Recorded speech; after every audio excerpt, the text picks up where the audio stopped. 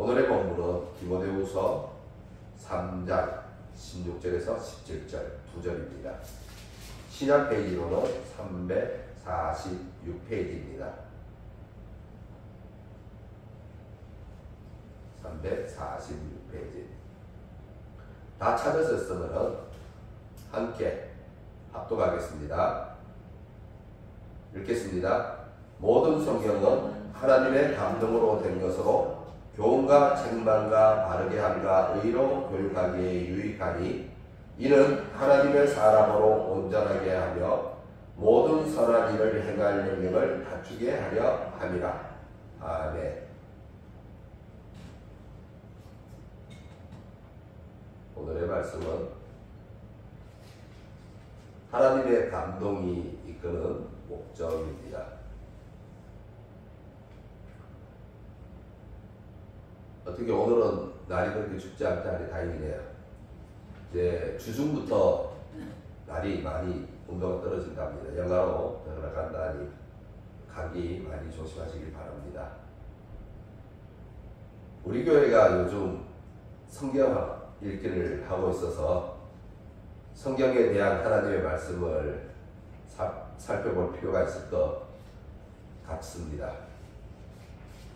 성경은 어느 한 시기에 쓰여진 것이 아니라 그 쓰여진 시기가 매우 깁니다.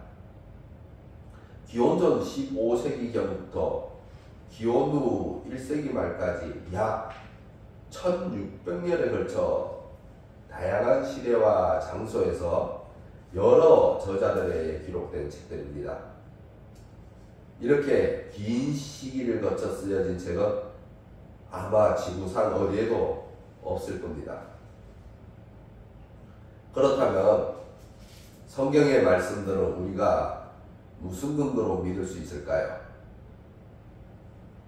성경의 말씀의 신빙성에 대해서는 역사적으로 많은 논쟁이 있어 왔는데 믿지 않는 불신자들은 항상 성경에 대해 이의를 제기해 왔고 믿는 성도들은 이에 대해 대응을 하는 긴 시간을 이어왔습니다.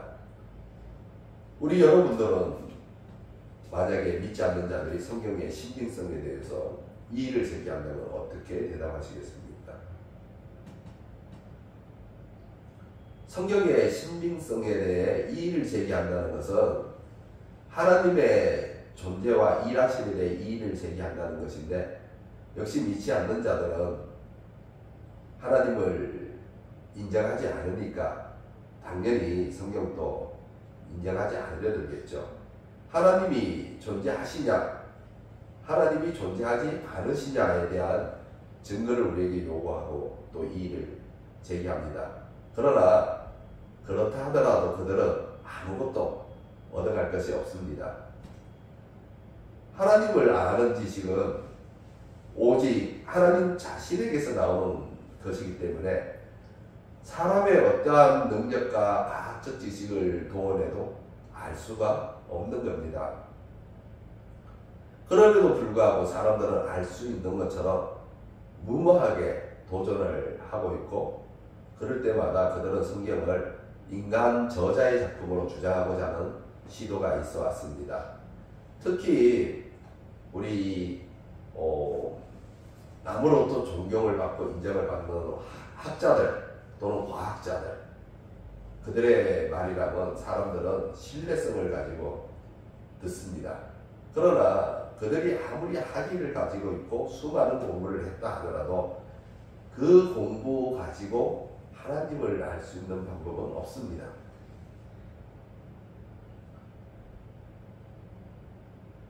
그래서 하나님께서는 다음과 같은 말씀으로 그들의 주장을 거부하시는데 깊도다 하나님의 지혜와 지식에 풍성하며 그의 판단은 헤아리지 못할 것이며 그의 길은 찾지 못할 것이로다.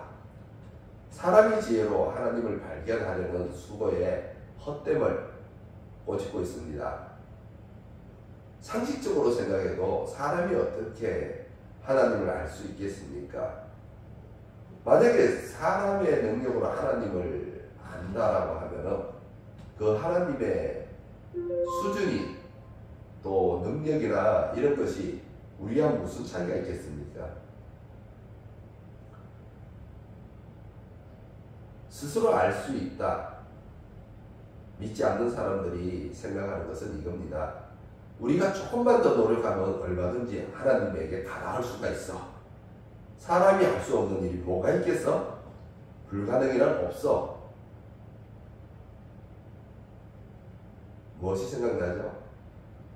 다시 한번 바벨탑을 쌓으려고 하는 거죠. 우리 창세기 11장에 나와 있는 바벨탑을 쌓으려고 하는 겁니다.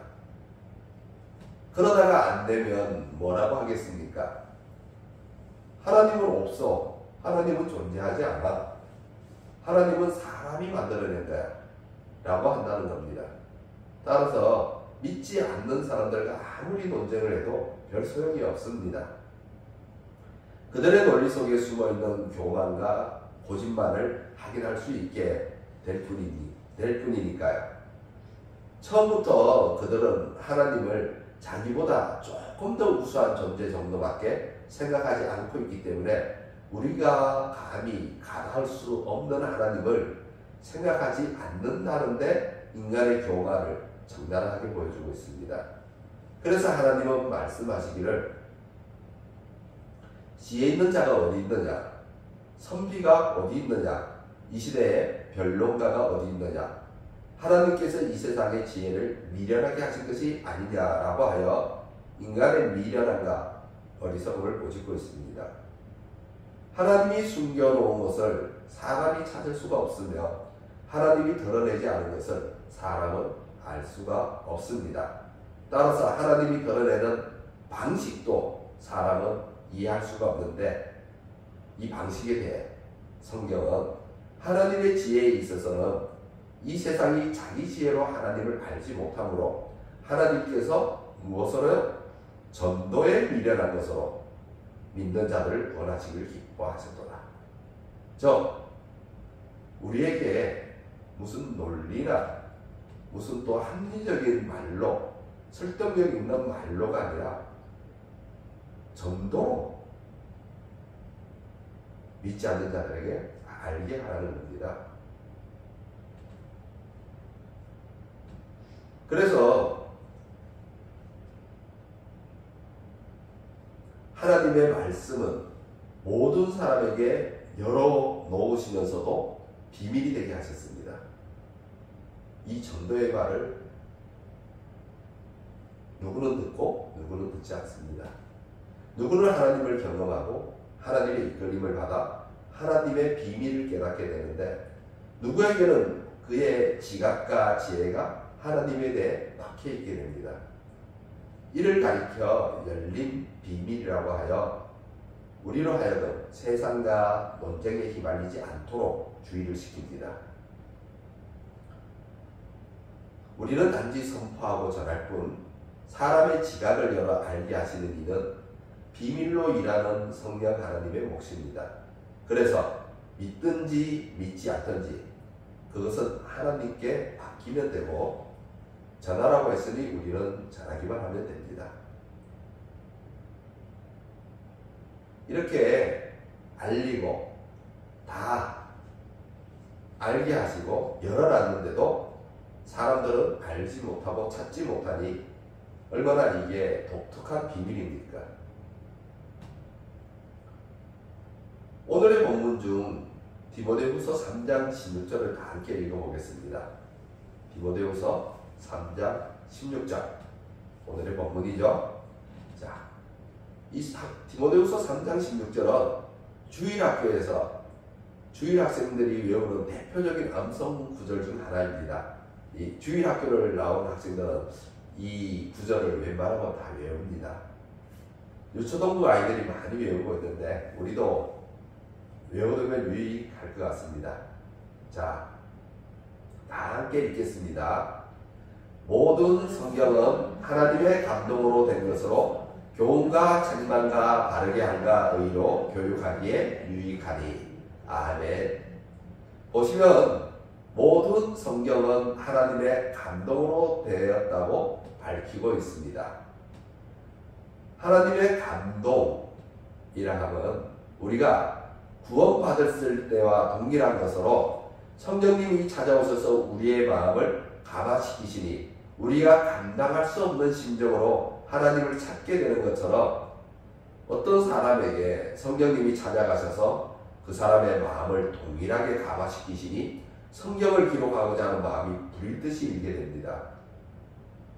그것뿐만 아니라 성경을 기록하는 내내 성령님께서 저자의 성향과 능력과 배경과 환경을 사용하여 기록하도록 하게 합니다.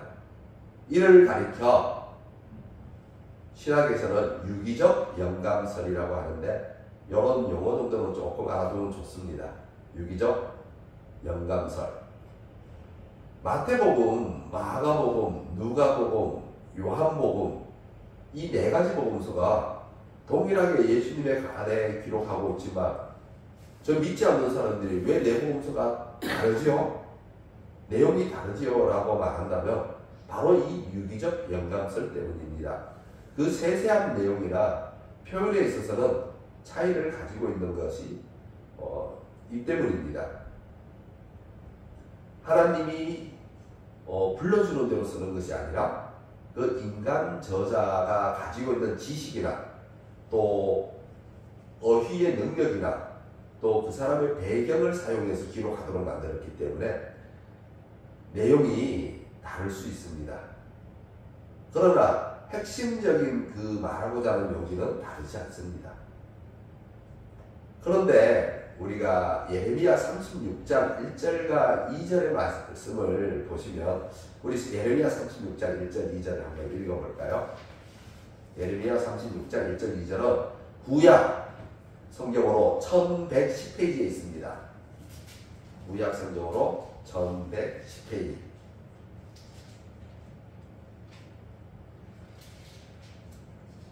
아사렘 해갖고 렘에 되어 있죠. 렘. 아사렘. 그래서 1110페이지.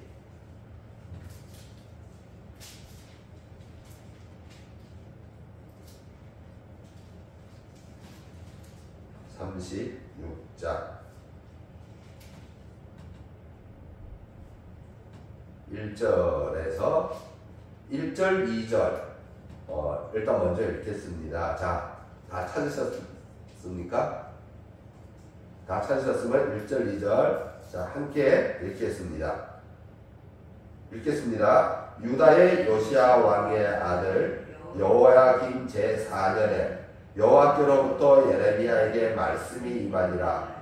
이르시되 너는 두루마리 책을 가져다가 내가 내게 말하던 날 곧 요시야의 날부터 오늘까지 이스라엘과 유다와 모든 나라에 대하여 내가 내게 일러준 모든 말을 거기에 기록하라.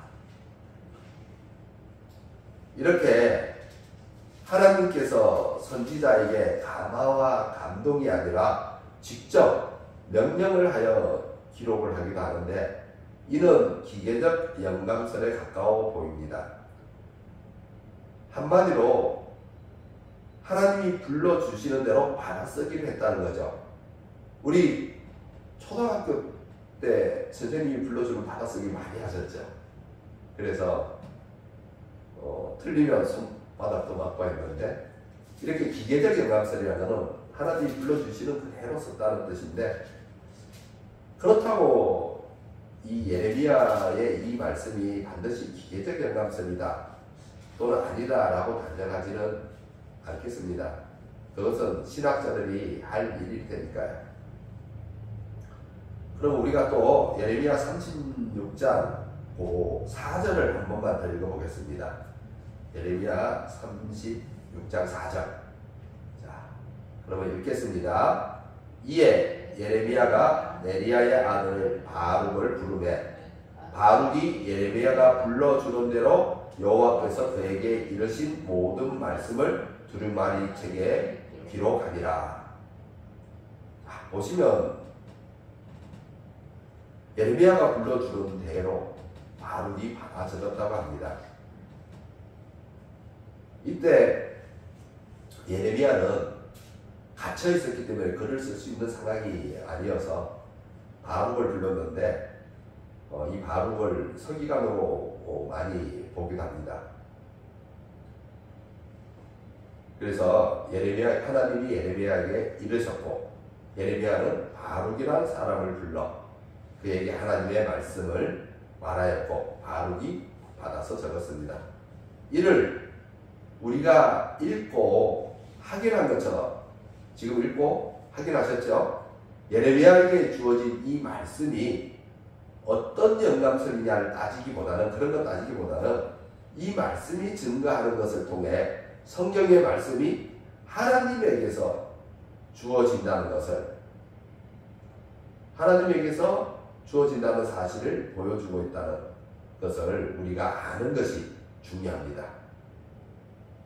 즉 세상 사람들이 따지는 것처럼 여하튼 성경도 사람이 기록한 것이 아니냐라고 시비를 걸 수 있겠지만 우리는 이렇게 명확한 하나님의 말씀을 따라 우리에게 주어진 성경의 말씀들이 하늘로부터 내려온 계시라는 사실을 조금 더 의심하지 않고 받아들이기만 하면 됩니다.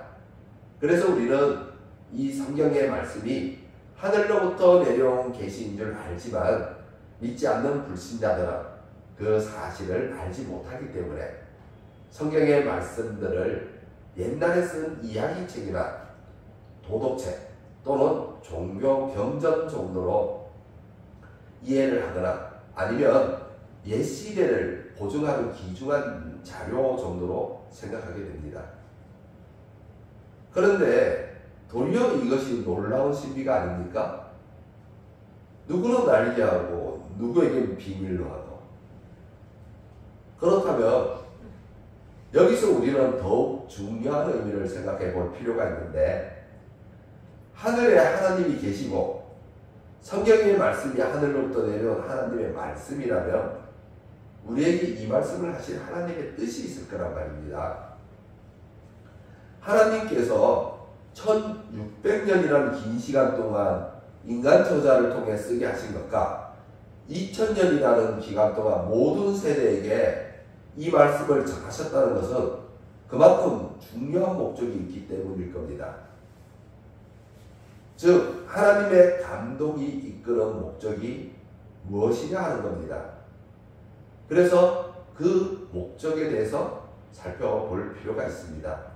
그래서 오늘 본문 디모데후서 3장으로 돌아와 보면 우리가 앞에서 읽었던 3장 16절을 다시 한번 보게 되면 모든 성경은 하나님의 감동으로 된 것으로 교훈과 책망과 바르게 함과 의로 교육하기에 유익하니 여기서 하나님의 감동으로 된 것으로 다음에 성경의 유익에 대해서 나오고 있죠. 우리가 하나님의 말씀들을 우리의 마음판에 새기게 되면 물론 우리의 마음판에 새기는 것도 성령님의 도우심으로 새기게 되지만 여하튼 새기게 되면 우리에게 주어질 유익들을 말하고 지금 있습니다. 마음판에 새겨진 그 말씀들이 우리를 교육한다는 겁니다. 성도가 되어 하나님 나라의 학교에 입학한 여러분 한 사람 한 사람 물론 저도 포함하고요. 하나님 나라 학교에 입학한 성도 학생들을 가르치게 된다는 겁니다. 그러면 성경이 우리에게 교육하는 것이 무엇인지 3장 16절에 나와 있는 교훈과 책망과 바르게 함과 의가 무엇인지 하나하나 살펴보겠습니다. 첫 번째는 교훈입니다. 옛사람을 죽이고 새사람으로 거듭나라고 예수님의 제자가 되라고 세상과 구별된 삶, 세상과 다른 차원의 삶을 살아라고 거룩한 성도가 되라고 그래서 하나님 나라에 합당한 성민이 되라고 성경은 교훈을 하는 거죠. 그리고 이 과정에서 고난과 박해가 또 어려움이 있기 마련이라고 고난과 박해는 신앙의 삶과 항상 붙어 다니는 동전의 양면과 같은 것입니다. 이 한쪽 면을 빼내고 우리가 신앙생활을 할 수 있다. 이것은 아니라고 생각합니다. 그것이 하나님이 우리에게 요구하는 것이 아니기 때문에 우리가 믿음의 삶을 살아간다면 지금은 바울과 같은 심한 박해는 있지 않지 않습니까? 심한 박해는 없다 하더라도 우리가 일상생활에서 여전히 드러나는 어려움과 문제들이 존재합니다. 다양한 상황에서 눈총과 핀잔을 받게 되는데 세상 사람들의 요구는 나의 신앙생활을 어렵게 만들죠. 세상 사람들의 입장에서 요구하기를 우리를 위해서 당신의 신앙생활을 줄이라는 것입니다. 그러니까 뭐 어떤 같이 함께 할 일이 있으면 야 예배 한번 빠지면 안 돼? 또 뭐가 있겠습니까? 우리가 그들이 우리에게 요구하는 것은 우리의 신앙생활을 줄이라는 것이며 또 믿음을 붙들고 세상의 방식에 돌아서서 순수하고 정직한 삶을 살아보려고 하는 또 이 시도를 약화시킵니다. 우리가 하나님을 믿게 되면 또 세상이 정한 이 법도 지켜야 합니다. 그런데 우리 아직까지 문화가 물질적으로는 풍부하게 잘 살지만 여전히 그 의식 수준이나 문화 수준은 아주 선진국의 수준에 못 미치고 있습니다. 예를 들어 일본이나 미국만 가도 그런 가신 분들의 얘기를 들어보면은 그들은 예를 들어서 횡단보도든 횡단보도가 아니든 사람이 지나가면 무조건 선다고 합니다. 그리고 무조건 기다린다고 합니다. 그런데 우리는 그러지 않죠. 네. 그리고 조금만 더 기다리다 보면 뒤에서 빵빵거리죠. 물론 우리나라도 요즘은 많이 좋아졌더라고요. 이렇게 예수님을 믿게 되면은 뭔가 좀 더 내가 손해가 날지라도 이제 정직한 삶을 그리고 깨끗한 삶을 살려고 하는데 그런데 그러다 보면은 이 비아냥과 눈총과 핀잔이 돌아오게 됩니다. 뭘 그렇게 빡빡하게 구는 거야? 뭐 예수님 믿는다고 그렇게 같이 뭐 할 필요가 있어? 뭐 이러는 거죠. 네.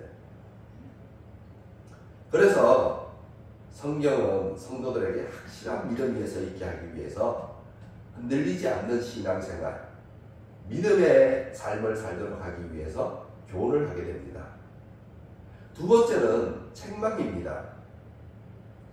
성경은 우리의 빗나가는 부분에 있어서 책망을 하게 되는데 근데 사실 신앙생활에서 이 부분이 매우 어렵죠.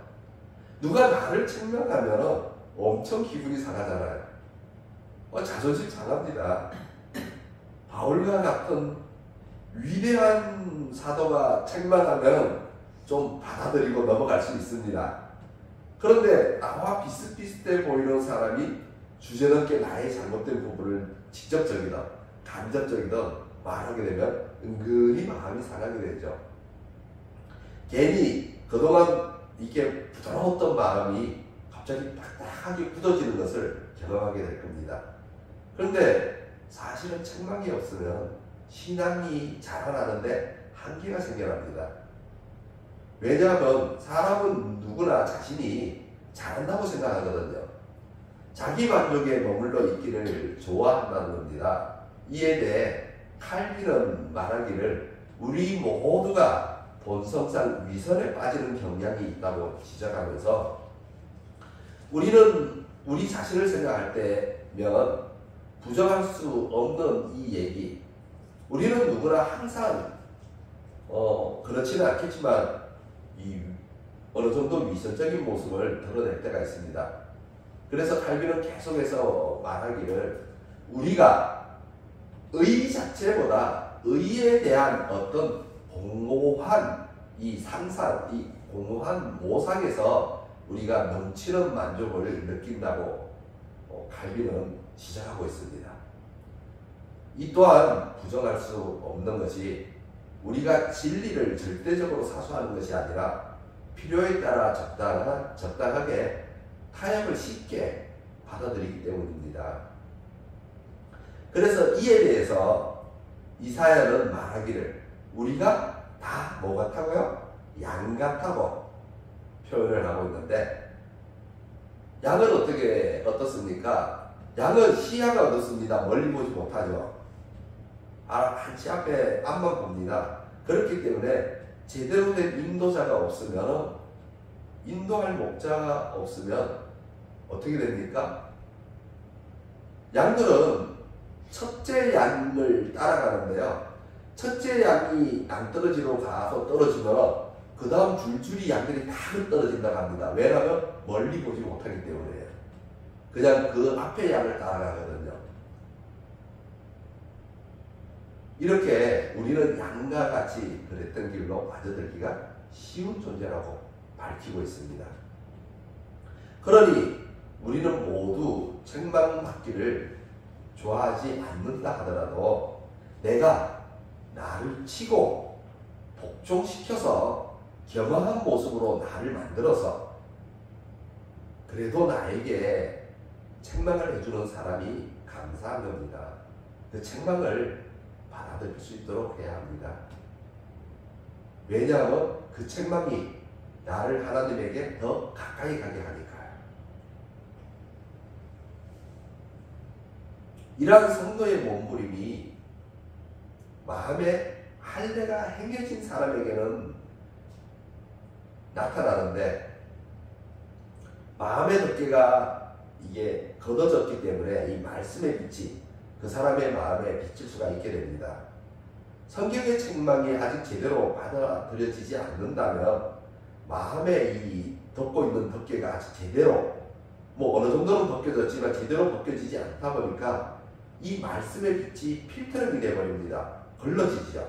우리가 체에 걸르듯이. 그래서 어떤 말씀은 기쁨으로 받아들여지는데 어떤 말씀은 받아들여지기가 싫은 겁니다. 못 들은 걸로 하게 됩니다. 마음에서 금방 잊혀지죠. 이렇게 필터로 걸러지게 됩니다. 그래서 여전히 자신을 주님 앞에 내려놓지 못하고 고집을 부리고 있는 모습을 띠게 됩니다. 신앙생활에서 이 책망의 부분이 매우 어려운 부분 중에 하나인 것이 바로 이 때문입니다.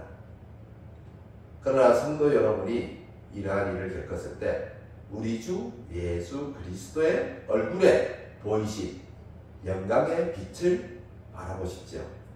예수 그리스도의 얼굴에 보이신 영광의 빛은 그래도 우리에게 소망을 전해주기 때문에 하나님께서 다시 살리신 예수님을 우리가 바라볼 때 우리도 다시 살리신다는 그 소망 때문에 우리가 예수님과 함께하는 그 영광을 함께 누리는 것 때문에 우리의 고집을 조금이라도 내려놓을 수 있지 않겠습니까?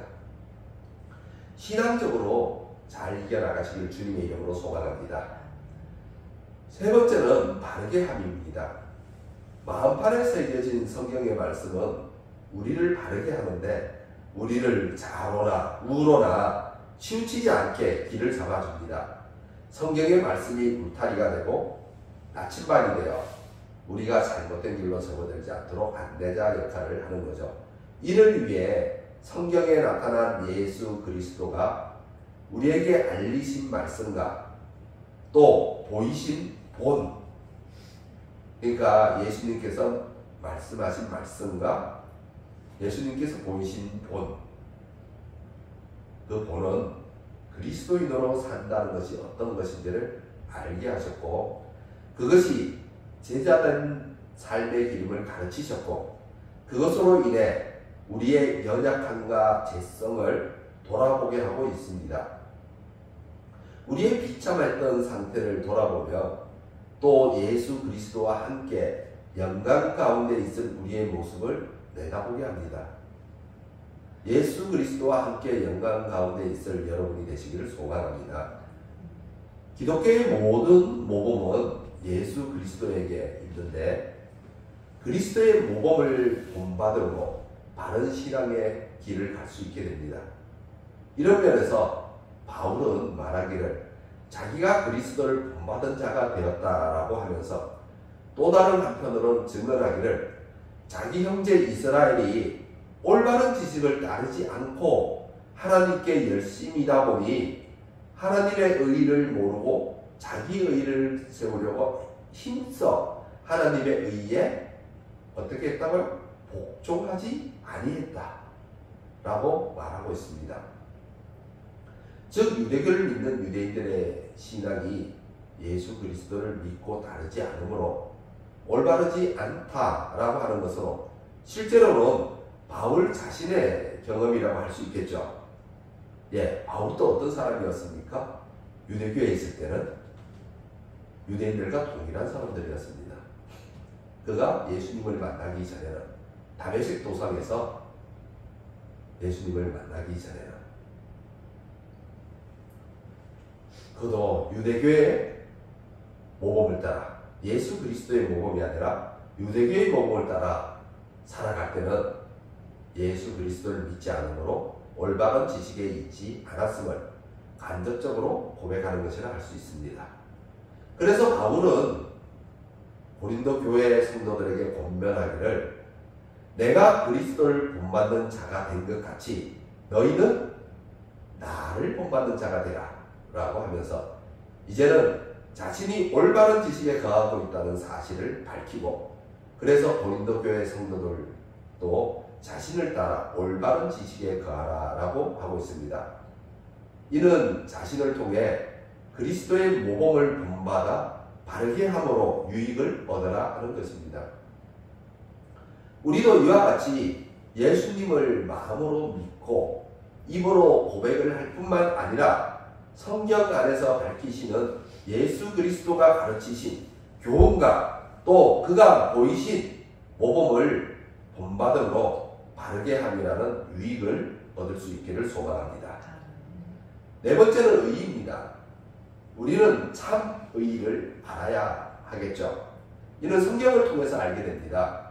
성경을 통하지 않다 보면 우리의 본성상 의의 자체보다 의의에 대한 공허한 상상, 모상에 만족하고 머무르는 경향이 있다고 칼빈이 말했다고 앞에서 얘기를 했습니다. 바울은 자기 형제 이스라엘을 들어 그들이 하나님의 의를 모르고 자기 의를 세우려고 힘써 하나님의 의에 복종하지 아니했다라고 그 사실을 밝히고 있는데 그러므로 성경이 알려주는 올바른 지식으로 하나님의 의를 알아가야 합니다. 성경은 말하기를 율법의 행위로는 하나님 앞에 의롭다 하심을 얻을 육체가 없기 때문에 무슨 말이죠? 율법의 행위로는 우리가 우리의 행위로는 하나님께 의롭다 할 수가 없습니다. 왜냐하면 우리의 행위가 우리는 선하다고 생각하지만 하나님은 선하다고 생각하지 않기 때문이죠. 하나님 앞에서 우리의 행위는 선할 수가 없습니다. 그러므로 성경은 계속해서 말하기를 이제는 율법 외에 하나님의 한 의가 나타났다고 복된 서식을 이렇게 전합니다. 하나님의 그 의는 율법과 선지자들에게 증거를 받은 예수 그리스도라고 만천하에 선포하고 있습니다.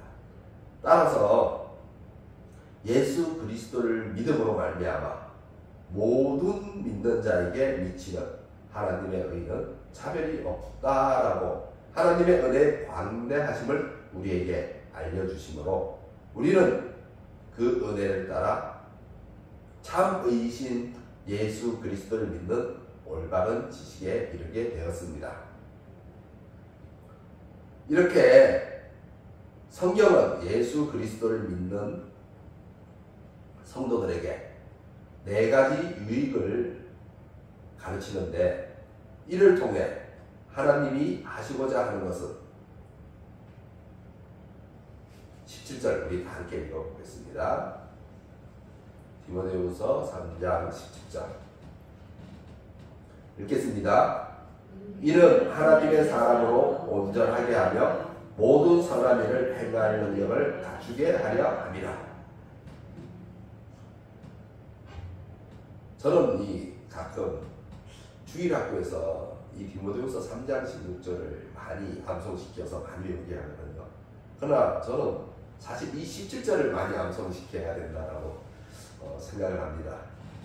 이게 성경의 목적입니다. 하나님의 감동이 주시는 목적이죠. 하나님의 감동이 이끄는 목적인데 성경을 통해 추구하고자 하는 하나님의 목적입니다.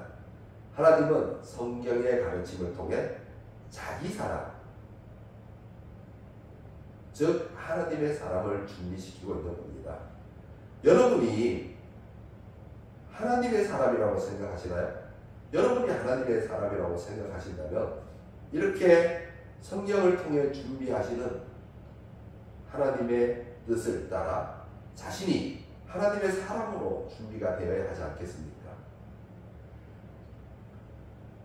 영광 가운데 거하는 삶을 살게 하시는 것으로 하나님의 사람으로 온전하며 모든 선한 일을 행할 능력을 갖춘 거룩한 성민을 하나님은 준비하고 있습니다.